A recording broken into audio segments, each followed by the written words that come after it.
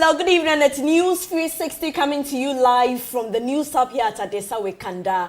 I am Portia Gabor. And I am Martin Asiedu-Dartey. These are the headlines for the next 1 hour.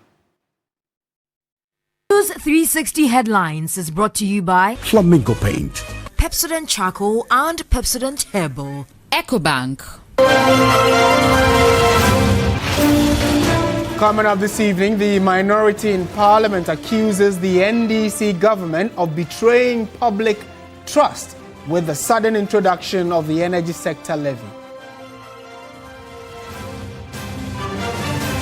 And also tonight, no agreement to end ongoing strike by nurses as GRNMA and Ministry of Health closed-door meeting ends inconclusive.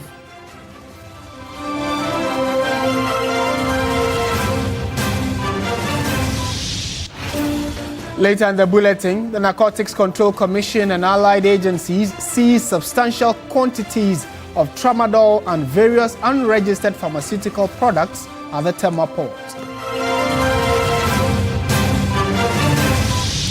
In business news, economist Professor Peter Quarty calls for holistic approach to Ghana's energy debt, warning against sole reliance on fuel levy.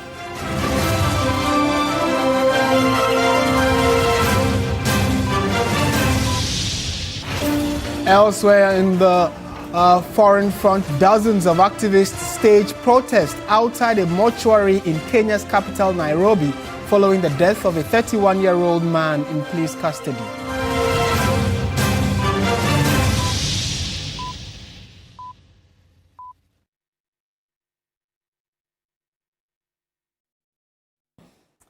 We have details of all these stories and many more coming up in the next 1 hour. Don't go away. We are starting on issues regarding the energy sector. By this time around, let's start from what parliamentarians are saying. Now, the minority side in Parliament has accused the NDC government of betraying public trust with the sudden introduction of the energy sector levy. They argue that the move marks a complete reversal of the party's earlier stance against such taxes, describing it as hypocritical and deceptive.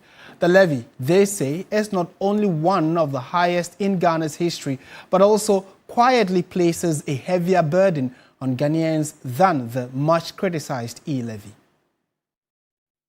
The introduction of the new Energy Sector Levy Amendment Bill 2025, now commonly called the D-Levy, has sparked mixed reactions across the country. While some have praised it as a bold step to fix the ailing energy sector, critics argue the levy places additional pressure on ordinary Ghanaians. But government insists it's a necessary sacrifice for reliable power. Adding their voice to the concerns, the minority in Parliament has sharply criticized the move. Ranking member on Parliament's Energy Committee, George Obuaji, accused the NDC government of making a shocking U-turn barely 6 months into office. Government, in a 360-degree turnaround and in a stark contrast to all its promises, has in less than 6 months imposed on Ghanaians the very levy they swore they never will. The NDC, then in opposition, swore that it will never impose taxes to pay for the inefficiencies in the energy sector. This is hypocrisy of the highest order. This is a betrayal of the public trust. He further questioned the lack of clarity on the levy's purpose, citing contradictions between the president and the energy minister, and accused the government of pushing the bill through parliament in a clandestine manner. His Excellency President Mahama on May 13, 2025, this is what he said, and I quote, "We are using the proceeds from the energy sector levy to pay down the arrears," unquote. Honorable John Jinapo, the energy minister, also on June 4, 2025, this is what also he said. "This levy is not intended to pay off legacy debt. So, which is which? This bill was never advertised on the order paper for the day. In fact, it was not even discussed at the business committee meeting prior. It was not included in the business statement for the week. Instead, it was sneaked through by a one-page order paper addendum, getting to the end of sitting on the said day under a certificate of urgency." For his part, ranking member on the Economy and Planning Committee of Parliament, Kojopo Nkrumah, argued that the levy ranks amongst the highest levies in the country's history. He claimed it takes more from Ghanaians than the controversial e-levy ever did. For this particular levy, at the first instance, the government is charging the people of Ghana 8%. And this is one of the highest rates at first instance in terms of taxation. While the e-levy had a limited cascading effect, this Dumsor levy has a total 100% cascading effect because it affects transportation and consequently any item that is transported. So if repealing the e-levy put 2 billion back into the pockets of Ghanaians, what does introducing the Dumsor levy that takes away 5.7 billion do? We think that what the government should do is to conclude the renegotiations of the of the power purchase agreements which were started by the previous administration. Government should quicken the efforts to bring efficiency into the operations of GRIDCO and ECG to reduce transmission, distribution, and other technical losses. Right, so we'll stay in Parliament. Let's find out what the majority side think of this presser by the minority side of the House. Joining us now for a conversation is the chairman of the Energy Committee in Parliament, Emmanuel Bedra, who is also the Member of Parliament for Whole West. Mr. Bedra, good evening. Thank you for your time. And thank you for reaching out to me. The minority is accusing you of a number of things, and I want to start from where they say that they had no knowledge of this bill in the first place. The majority side sneaked it through the back door into Parliament, and then on their blind side, it was passed. Is that a position you agree with? I'm really surprised and shocked because my colleagues from the majority side were at a meeting when we had a discussion.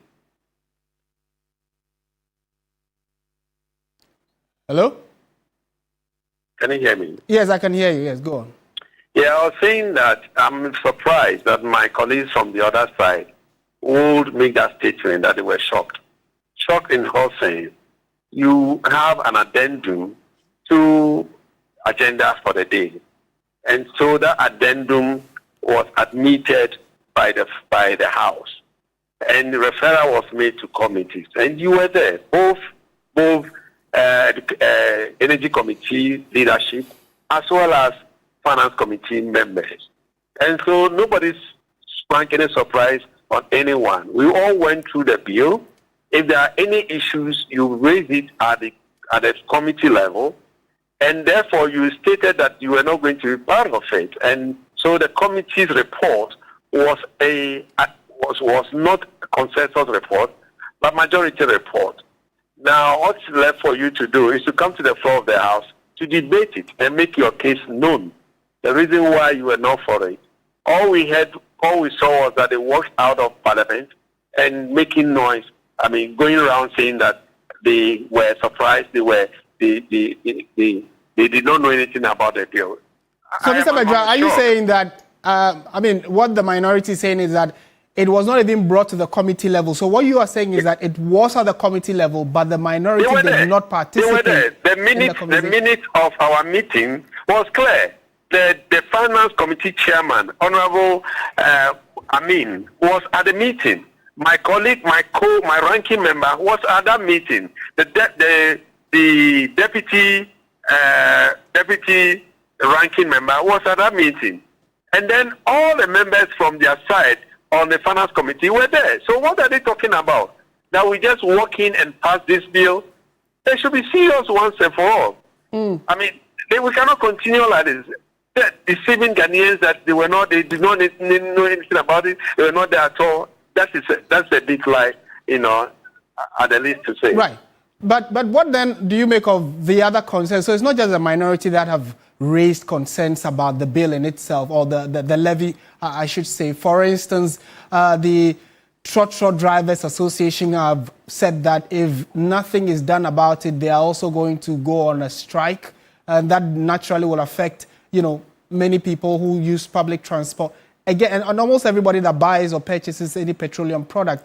And then again, we are also told that the level of engagement and consultations were not done effectively, for which reason many seem surprised about this levy and the onward reaction. So, as a member of the committee in Parliament, do you think things could have been done otherwise? Consultation is not done just in a day. Consultation is continuing.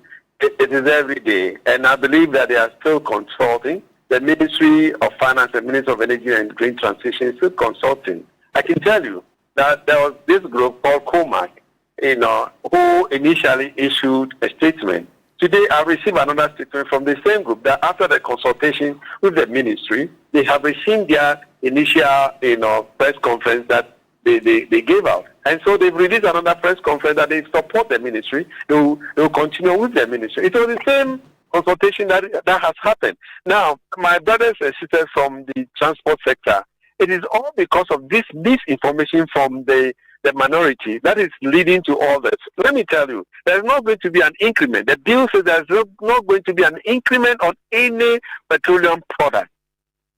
The windfall of 1 cedi that we ask that petroleum producers or petroleum consumers should pay will not increase ex-pump price at all. Right. Now, what it means is that if government will reduce petroleum products further because of the prudent management of the economy to make sure that we have our cedi being our cedi appreciating against the major currency, and also the world market prices going down. We will not, even if we want to reduce it, we'll use that 1 cedi as a levy to across board. And so there will not be any reduction, or there will not be, if there's further reduction, it will rather reduce. It will not go up.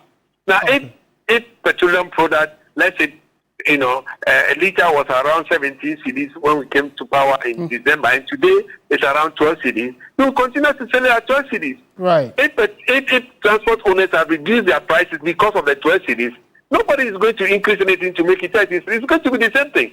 So I don't see a problem. I don't see why our brothers... Finally and briefly, would you agree, Honorable Bajwa, that then maybe the public education and awareness has not been done well enough for people to hear? I perfectly agree with you that we did not do public engagement well, and that is why some of us decided, including members from the majority side, decided that we will go ahead and do public engagement. Tomorrow, I'll hold a press conference and inform the public about exactly what this bill is all about, or what this act is all about. Okay. Honorable Emmanuel Kwesi Bajwa, Member of Parliament for Ho West and Chair of the Energy Committee in Parliament, thank you for speaking to us this evening. Meanwhile, the Chief Executive Officer of the National Petroleum Authority, Godwin Edigi Tameklo, has disclosed that the 1 cedi levy on a litre of fuel will be reviewed in 2 or 3 years after the completion of the second gas project. He noted that it will reduce the country's reliance on liquid fuel for power generation. We bring you a news desk report on ESLA. Government first passed the Energy Sector Levy Act in 2015 to help clear legacy debts owed by the Electricity Company of Ghana, Volta River Authority and Tema Oil Refinery to ensure financial sustainability of the sector and support for power generation and distribution, among others. Almost 10 years on, Ghana's total energy sector debt as of March 2025 stands at $3.1 billion. According to Finance Minister Dr. Kesio Atuforsen, the debt includes money owed to independent power producers, state-owned enterprises and fuel suppliers. Ghana's shift in power generation to thermal to supplement hydroelectric sources means the procurement of liquid fuel to power the thermal plants. The cost of liquid fuel, the minister explained, has not been factored into electricity tariff, leading to huge revenue losses. Dr. Atuforsen added that incorporating it into the tariffs will cause a tariff hike and subsequent pressure on households. The introduction of the 1 cedi levy on a litre of fuel will help generate funds, although inadequate, to defray the debt and pay some of the cost of liquefied fuel. Our simulations suggest that there will be no increase in the ex-pump price of petrol and diesel in the next window beginning today if the levy is imposed. This is because of a strong Ghana cedi. Right, Honorable Speaker, the levy will serve as a dedicated source of funding to the power sector.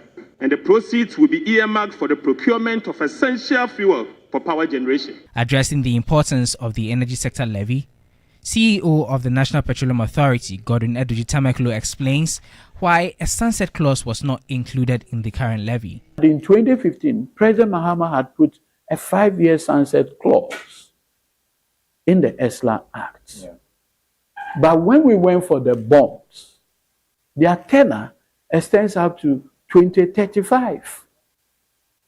So you cannot do anything relative to taking, putting in a further sunset clause. Our expectation is that if we get the second Ghana gas project on stream in 2-3 years' time, the benefit that we'll have is that we'll have more lean gas. So the idea of liquid fuel for power generation will significantly reduce, for which reason the 1 cedi had come in. So it may now come to say maybe 50 pesos. The government has since postponed the implementation of the fuel levy by the Ghana Revenue Authority GRA from June 9 to June 16, 2025. Lodi Dwasari, TVC News, Accra.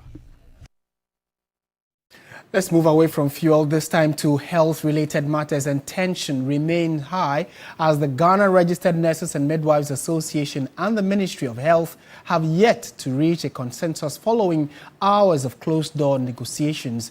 Despite an injunction notice served by the National Labour Commission halting the ongoing strike, public hospital services across the country continue to face significant disruptions. It was a long day of talks behind closed doors at the Ministry of Health with the hope of resolving the nationwide strike by the Ghana Registered Nurses and Midwives Association, GRNMA. According to the ministry, proposals have been made to the association awaiting their response. Today we were looking at them giving us assurance that they were going to call off the strike because government has made some proposals to the nurses. And they have told us that they want to go back to their council to have a discussion, and then they're going to come back to us. So we hope that by close of day, these nurses will come back to tell us that they've called off the strike, because we in the Ministry of Health have shown a good faith to actually facilitate this particular meeting so that we can have a resolution to this matter. However, GRNMA has expressed displeasure towards the ministry's proposal to defer the implementation of an agreed-upon conditions of service package to 2026, citing budgetary constraints. We were told that there was no budget provision for it. And this conditions of service was presented to the incoming government in January. And it was expected that it would be factored into this year's budget. And what they wanted us to agree on was to push the implementation to 2026. What it means is that they wanted to reset the conditions of service calendar so that it will be like we have just renegotiated and then we are moving on, so that the idea of arrears will not come in. This is not fair. Despite the lack of progress, the GRNMA says it will comply with the National Labour Commission's injunction notice, but warned this development could affect future engagements with the government. You were here when the Labour Commission bailiffs came to serve us court processes, an injunction to restrain us from whatever series of actions that we have deployed. It is okay. We will take it and then go back to whoever that our council does send us, and then we'll take it from there. We have to respect the law. We are not lawless people. We only see it to be what? Unfair, and that it will compromise future engagement. And in the Eastern region, over 500 patients may be left without access to health care at the regional health facility as nurses and midwives escalate their strike action by withdrawing all services. Ivonikwe reports some patients unable to wait any longer walked away in frustration. Usually bustling regional health facility now stands deserted. Strike action by the Ghana Registered Nurses and Midwives Association is in full force here at the Eastern Regional Hospital. On a daily basis, on the average, over 500 clients come in here to seek services. For the past days, it means that these number of clients or patients at as well will not have access to healthcare services. Already, the chairs or sitting areas are getting empty by the day because it is beginning to dawn on them that the nurses will not provide services. We place on record that we are not happy as nurses and midwives to go on strike, but we are doing this to save ourselves, to save our families, and to save the future. Why am I saying so? Nursing and midwifery is an essential care in the country, but I can confidently tell you that we have one of the poorest conditions of service in this country. Nurses and midwives are suffering from chronic conditions and at the end of the day do not have any form of support. Why should it always be nurses and midwives? Of course, we have seen clients coming to the hospital frustrated because the nurses are unable to take care of them because of the defiance in continuing the strike action. We're hoping that government on one side and the nurses leadership on one side come together to resolve this amicably. Otherwise, we might have a backtrack in progress made towards Sustainable Development Goals 3 to give access to healthcare.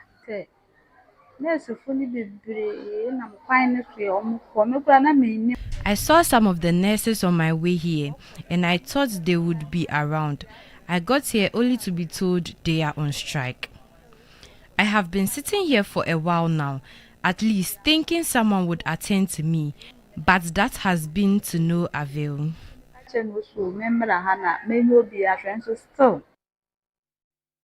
In more news tonight, a substantial quantity of tramadol and various unregistered pharmaceutical products have been seized at the transit terminal of the Tema port. The operation was conducted by the Customs Division of the Ghana Revenue Authority in collaboration with the Narcotics Control Commission, the Food and Drugs Authority, and other enforcement agencies. The seizure was made from a container with registration number TRHU 3329853, reportedly imported by Alpha Tar Ghana Limited. Upon inspection, 25 cartons of tramadol, 120 mg were discovered. The substance was packaged in a complex configuration, 60 boxes per carton, each containing 5 packs of 20 tablets, arranged in 10 packets per strip, with 5 tablets per packet, an apparent attempt to evade regulatory detection. A formal notice of seizure number 0001632 was issued on June 9, 2025 by a seizing officer from the Anti-Racketeering Unit of the GRA, Richard Apple Inkum. The confiscation was carried out under the authority of Section 95 Clause 10 and Section 37 of the Revenue Administration Act 2016, Act 915, as well as the Customs Act 2015, Act 891, which governs the importation of controlled and undeclared goods. In addition to the tramadol, further quantities of unregistered and potentially counterfeit pharmaceuticals were detained.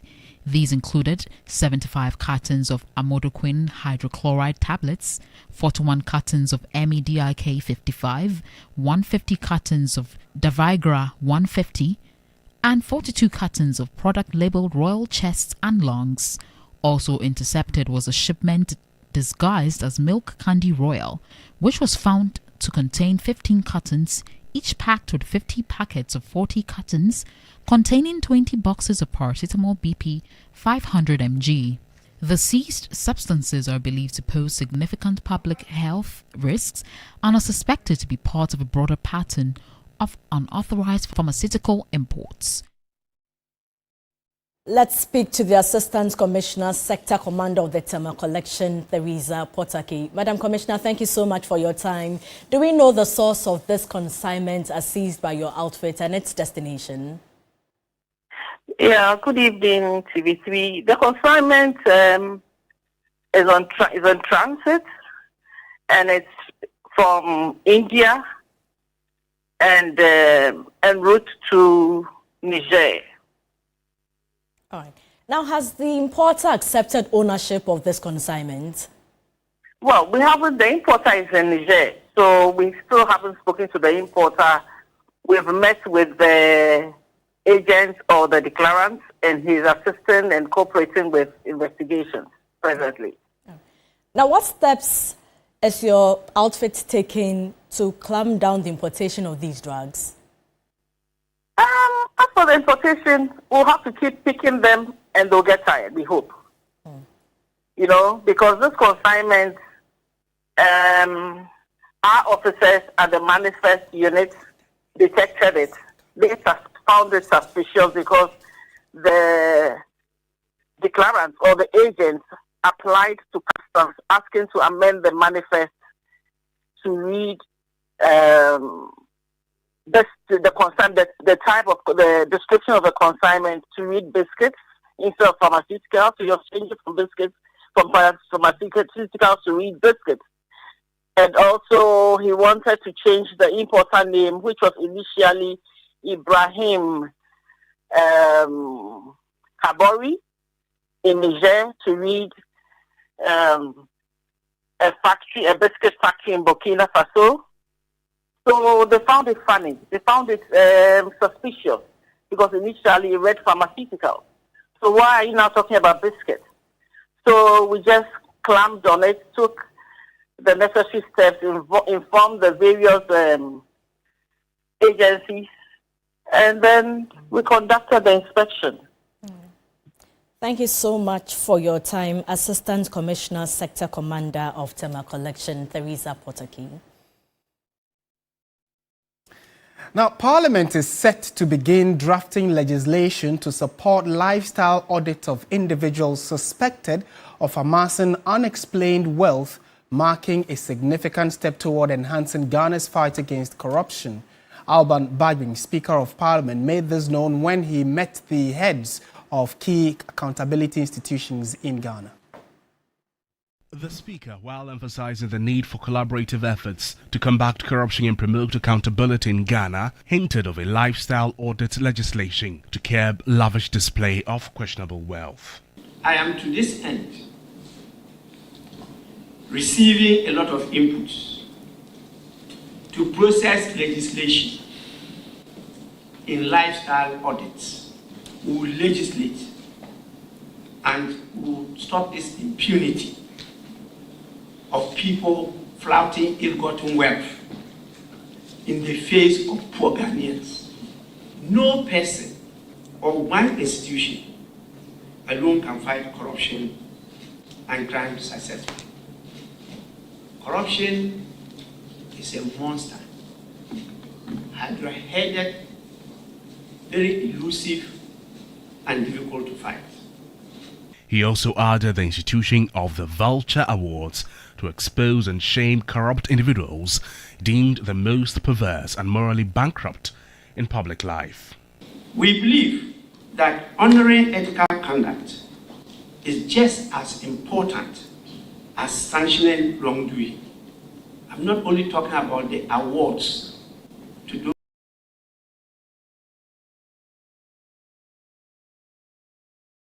those that have shown ethical behavior and integrity, but I'm talking about the sanctioning too. And therefore, we are including that principle, the concept of naming and shaming, by adding the Vulture Award. There's no sanction worse than that. That will be your cross. We want to bestow it upon men or women considered perverse and with the lowest level of integrity in this country. And we see it on a daily basis. People exhibit it with impunity. On TV, we will identify such a person and name the person when we are doing the awards for the persons of integrity. Whether the person attends to take the cross or not, it will be hung there on the person's leg. On his part, convener of the heads of key accountability institutions and Commissioner of Strach, Joseph Whittal, while highlighting the importance of the forum, emphasized the need for synergy and collaboration in the fight against corruption. Let's take you to the Ashanti region now. The final burial rite of the late paramount chief of the Asante Mampong has been held. The President of the Republic, John Dramani Mahama, led a high-powered government delegation to pay their last respect to the occupant of the silver stool. William Evans Inkum has come through with the following report. Culture, splendor, a solemn mood for the occupant of the Amaniampon stool, Dasibre Osei Bonsu II, born Saint Oswald Jimakase, died on April 20. He was 86 and spent 26 years on a silver stool. He is the second in command in the Ashanti man, and for that matter, after the golden stool, this is the silver stool. He's remembered for introducing the Santahene to the Santaman Council in 1999.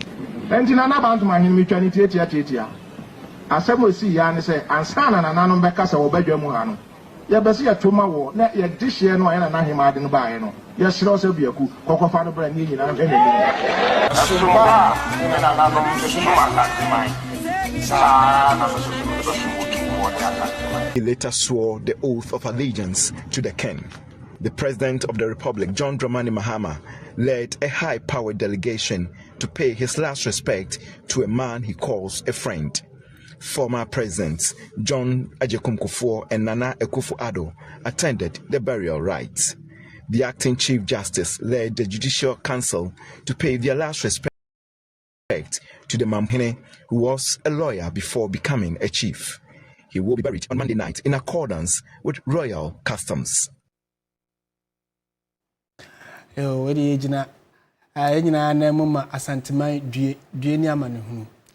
You're watching News 360 on TV3. Stay with us. We have more for you after the break.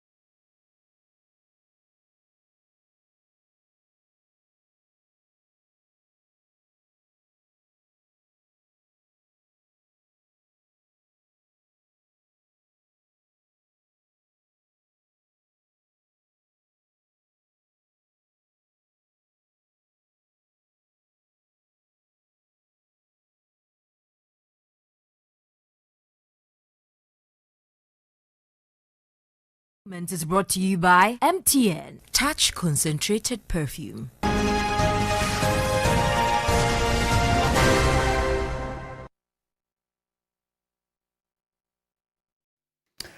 Welcome back to News 360. Time now for business, and Michael has joined us. So there's a concern that it is not just that we need to tax and take levy to offset the debts in the energy sector. We need to do beyond. We need to go beyond that. Exactly that. Consider the fact that ESLA was introduced 10 years ago. Yeah. Another one has come, and if we are not careful, we'll repeat the cycle. Yeah. So Professor Peter Korte believes that there must be a more strategic and targeted approach. Okay. Let's go into it. To the details now. Hello there. Good evening. Welcome to the business segment here on News 360. I am Michael Obodu. Now, economist Professor Peter Korte has called for a holistic approach to addressing Ghana's energy sector debt, warning that relying solely on tariff increases will not resolve the underlying challenges. There is more in the following report.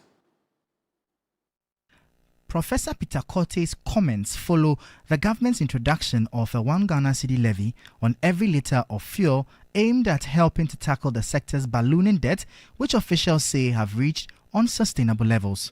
Speaking to 3 Business, Professor Korte cautioned that unless structural bottlenecks in the sector are addressed, the country risks imposing additional levies in the future to manage recurring debts. You cannot use a new levy to address this problem.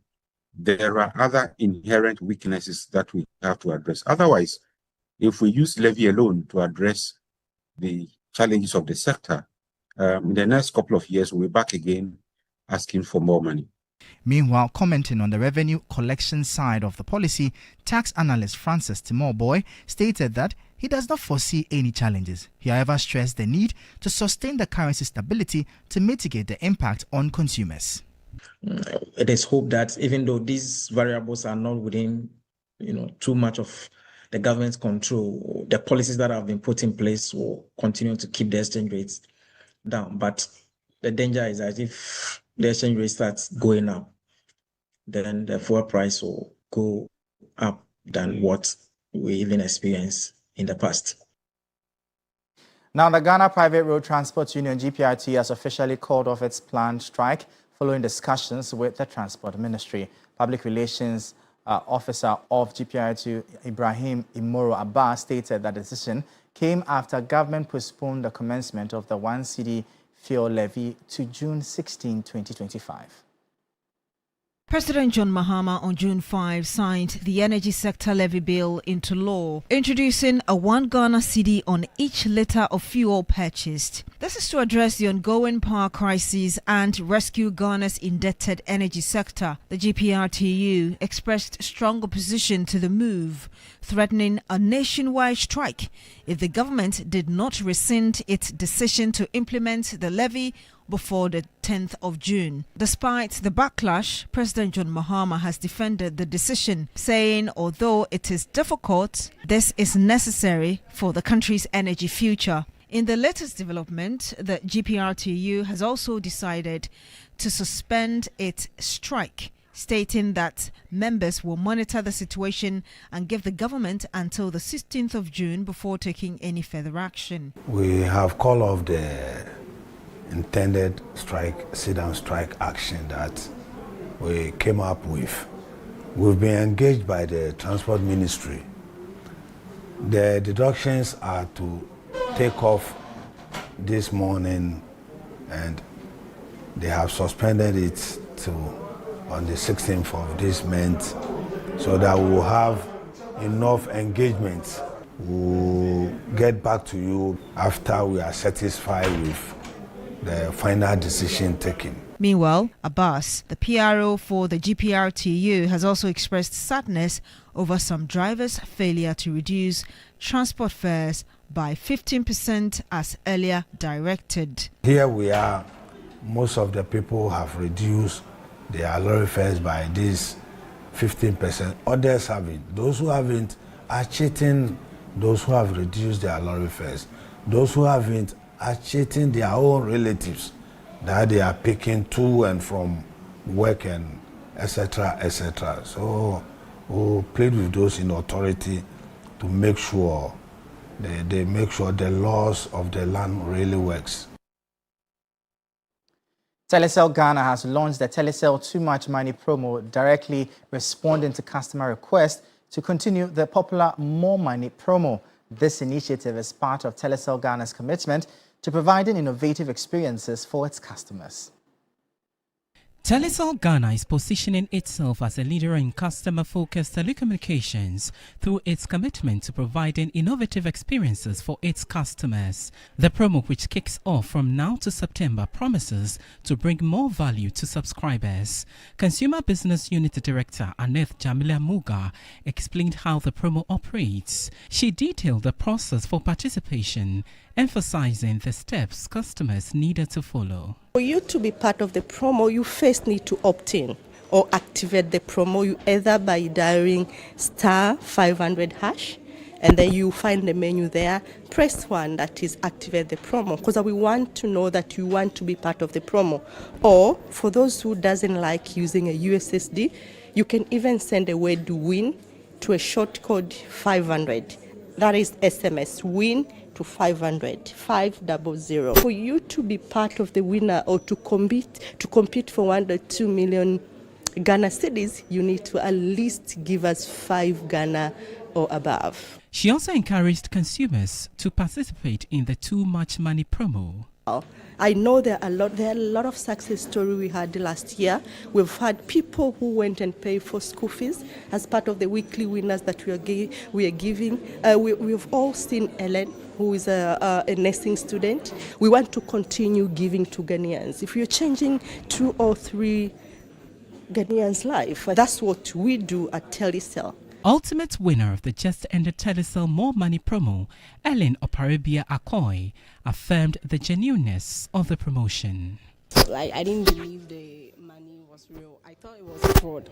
So I didn't have interest in it that instant.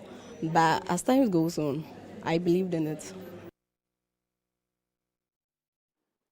We'll bring you updates now from the currency and the commodities market.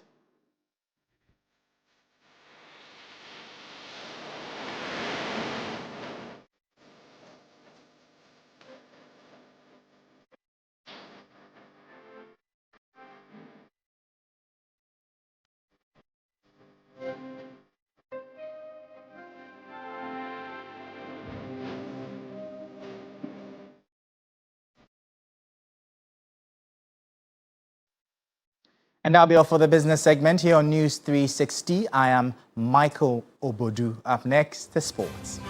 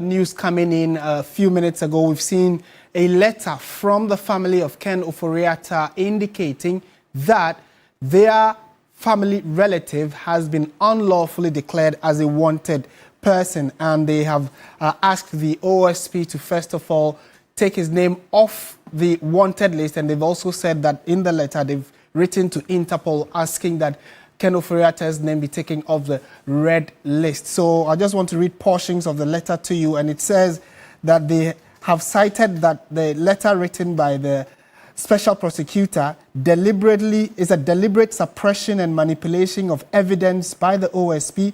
They also say that it's a violation of human rights, an example of his right to health, and it disregarded his judicial proceedings and denial of due process and a breach of administrative justice. And it's a 4-page letter that the family of Ken Ofori-Atta have written, primarily saying that the decision or the actions taken by the Office of the Special Prosecutor declaring Ken Ofori-Atta a wanted man was wrong, illegitimate, and trumps on his human rights. So they are also finding ways of fighting that. If you go to our website, 3news.com, you get details of it. Also, Ghana Tonight will discuss it in total.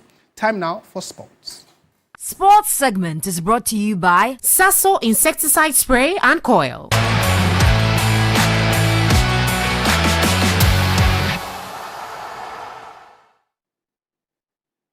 Hello there, good evening and welcome to the sports segment here on News 360. My name is Billy Shen. Now, Arsenal and Ghana midfielder Thomas Partey believes that talents from the nation need better youth structures and ample opportunities to achieve their dreams of becoming professional footballers. This belief has driven the former Atletico Madrid star to organize a tournament. The second edition focused on recruiting the best talents for opportunities outside the country. He revealed it all in an exclusive interview with 3 Sports.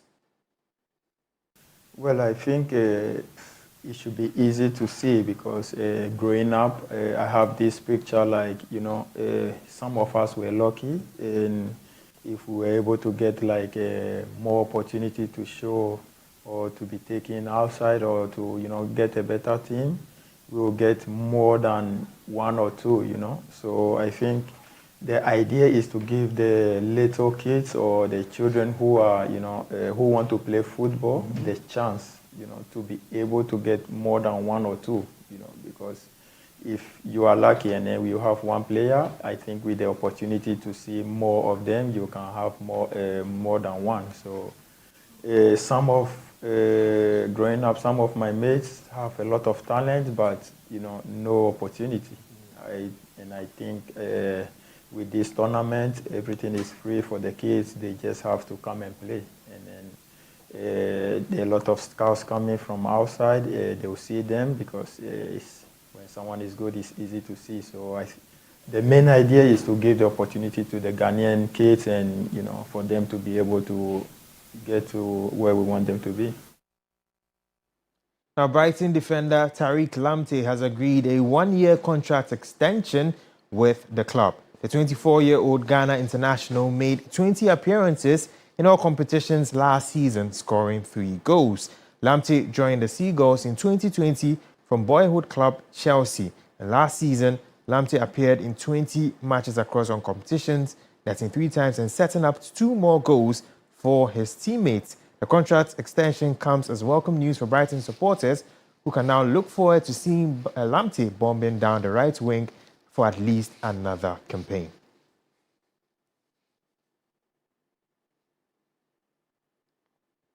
Now, Inter Milan have officially confirmed Christian Kivu as their new head coach after the former player signed a contract valid until June 2027. Kivu, a former Romanian defender, joins Inter after guiding Parma to Serie A safety in his first senior coaching job.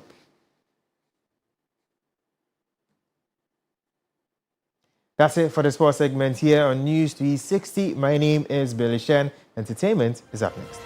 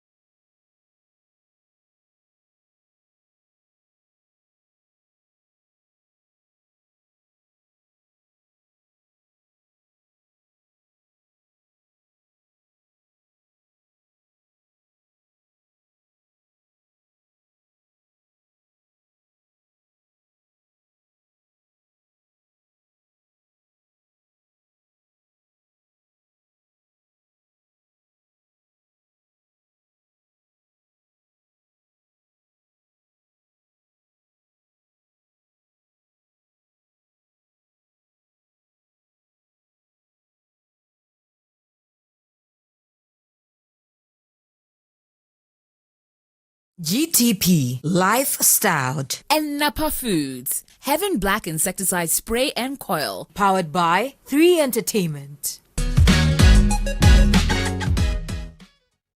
Tonight in this segment, it was an eventful weekend filled with excitement and unforgettable moments. Tonight, we bring you highlights of some of the major events that took place across the country over the weekend.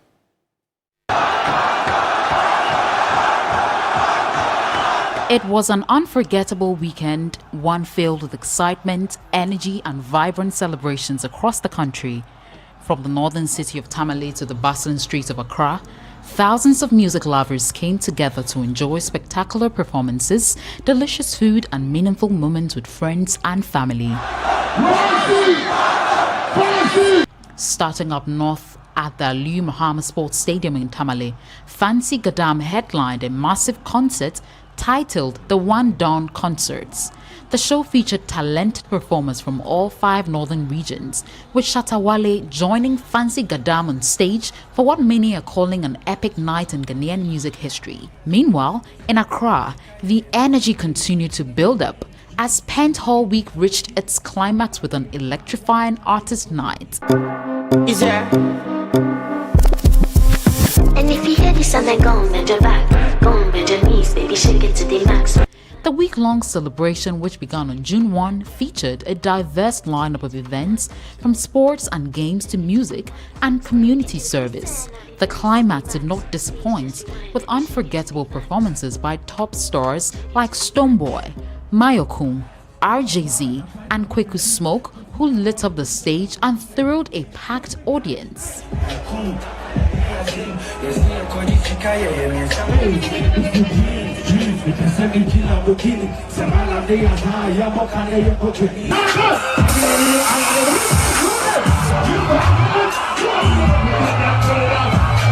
Adding to the weekend star-studded festivities, TGMA Artist of the Year King Promise delivered a special intimate performance at the Artist of the Year Industry Mixer.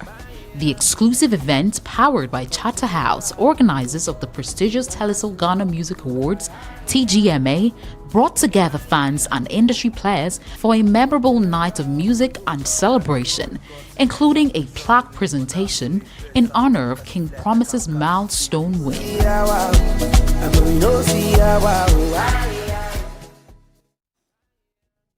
Time now for international news.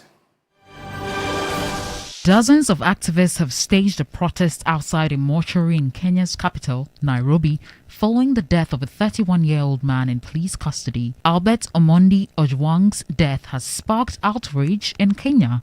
He was arrested following a complaint by the deputy police chief, who accused him of tarnishing his name on social media.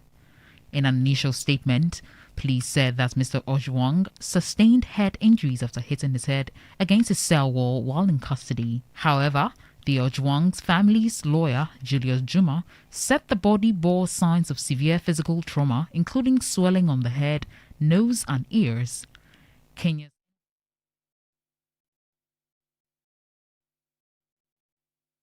We bring the bulletin to an end. Thank you so much for watching. I am Martin Asiedu-Dartey. And I am Portia Gabor. Do join Alfredo Cancer at 10 p.m. for Ghana Tonight. Good evening.